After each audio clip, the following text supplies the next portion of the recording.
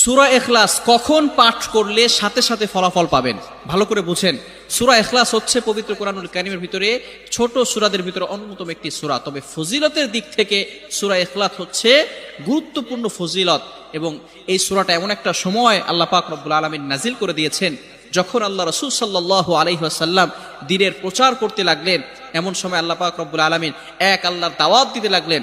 তখন কাফেররা আল্লাহ রাসূল সাল্লাল্লাহু আলাইহি সাল্লামকে কোশ্চেন করলো যে, মুহাম্মদ, তুমি তো এক আল্লাহর দাওয়াত দাও, আমরা তো কোটি কোটি দেবতার পূজা করি, তারা আমাদের সমস্যার সমাধান করতে পারে না। তুমি যে আল্লাহর দাওয়াত দাও সেই আল্লাহ কয়জন এবং সেই আল্লাহর সন্তান আছে কিনা?